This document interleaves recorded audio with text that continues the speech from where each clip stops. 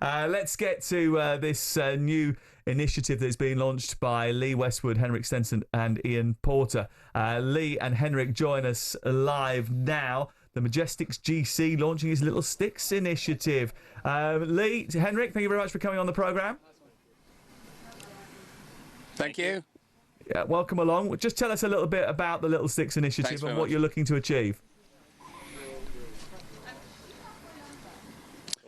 It's our charity programme.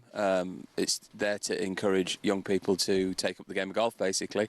You know, young people get a choice to play all sorts of sports, and we're trying to encourage them to take up golf. You know, it takes golf into the community, you know, tries to enhance their lives. And we feel with golf, it's not only, you know, taking up a sport, but you know, we have the etiquette of the game as well, and you know, that can help in life as well. So just trying to keep putting a little bit back into the community. Boys, what's the current barrier to entry? Is it the price of golf and the cost implications behind it? Is that the real barrier to entry for young kids being able to play it and being brought into the curriculum of schools?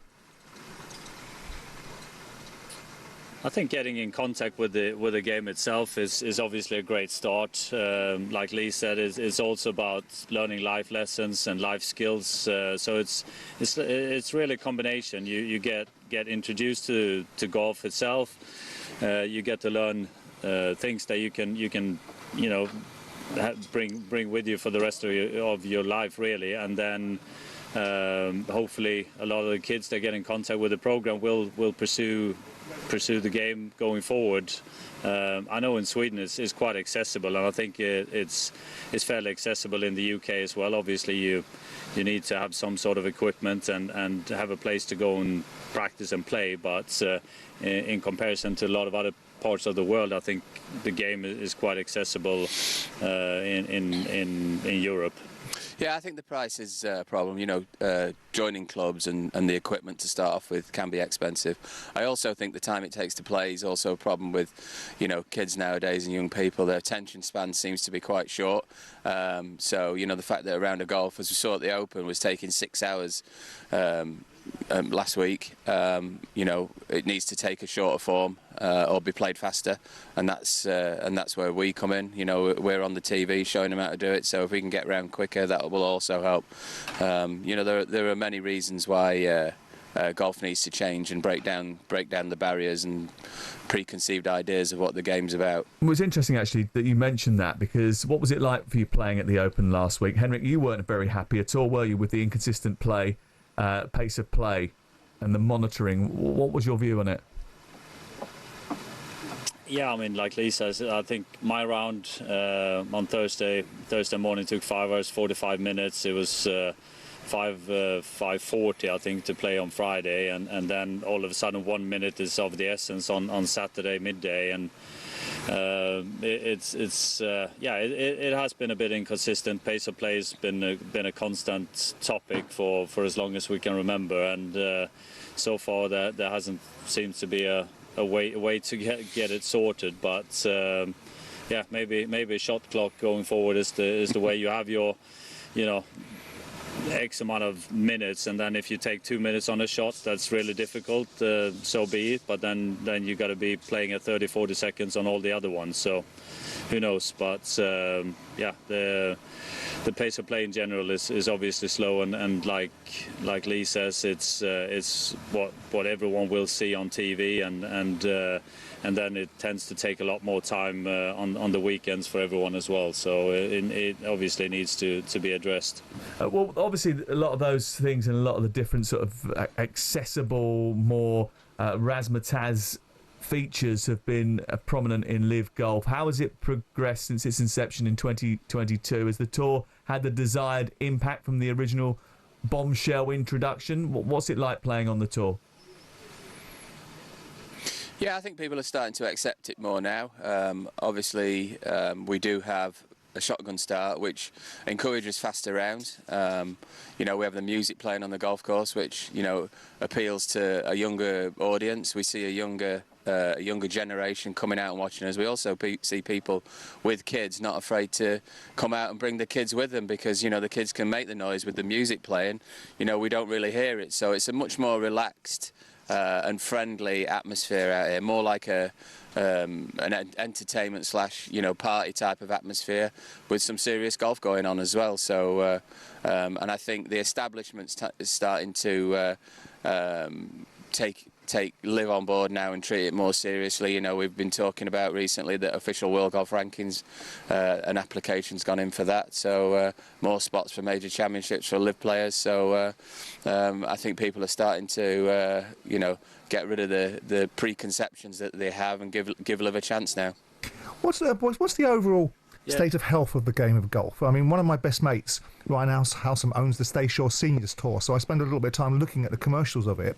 How would you assess it as a sport in terms of its overall state of health against all the other sports in the world?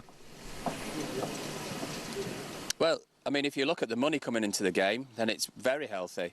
I think where it's lacking is the fact that people haven't accepted LIV as a serious product, and the major championships have been a little bit guarded, and I just think that fans on the outside, they want to see the best players playing in the major championships, and just at the moment you have certain players missing out playing in those, and once that comes round, I don't see a problem anywhere. I think that it's healthy for the game that LIV's come on the scene, and the PGA Tour have had to up their game, and but I'm slightly worried about the European Tour, getting lost in all this a little bit, but with a few frank discussions with them, I think we could change the way their future looks as well. Going back to the genesis of this conversation, fellas, I mean, obviously this is an initiative to break down barriers. How is the participation levels from younger generations evolving into golf at this stage?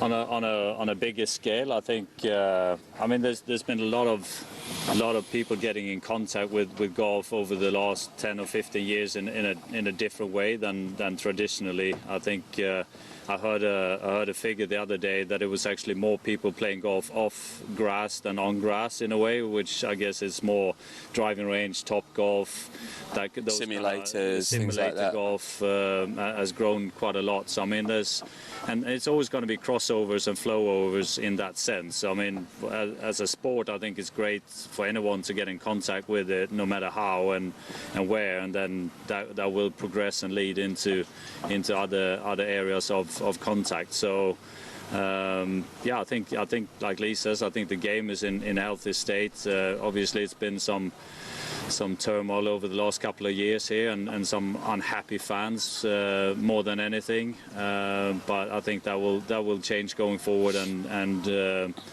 sooner or later everything kind of finds its place, and we'll be back to a calmer future with that. And as long as people are interested in watching and playing golf, I think we're in a good spot.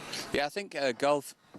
Just to interject there, I think golf has realised that all sports have to move with the times and evolve, and I think golf has realised that it was a bit set in its ways and going a bit stale, and the whole establishment thing has realised it's going to have to change with the times, and you can see that with the use of more technology in the game of golf. The fact that kids are playing it more on computers, and like Henrik said, there's more golf played off grass now than on grass. That's kind of moving with the times as well. So cricket did it with 2020. There's new five-a-side football leagues shooting up, so everybody's challenging in this market, this sports market, and especially with the team format that LIV Golf's got. Team sport and franchises are big at the moment. Franchises are only increasing in value all the time, which shows the attractiveness that people see to watching team sport and franchises and franchise sport. So this is the first step into golf for franchise. The PGA Tour have jumped along with their TGL and followed kind of in the footsteps of LIV with teams. So, that seems to be the way that it's going. And I think golf is, for the game of golf, it's moving pretty quickly. It is, certainly. Thank you very much. We let you move pretty quickly because you've been holding that umbrella up for quite some time. Henrik Stenson and Lee Westwood, thank you very much for joining us on the programme. On AM, on DAB, via the TalkSport app and on your smart speaker. TalkSport.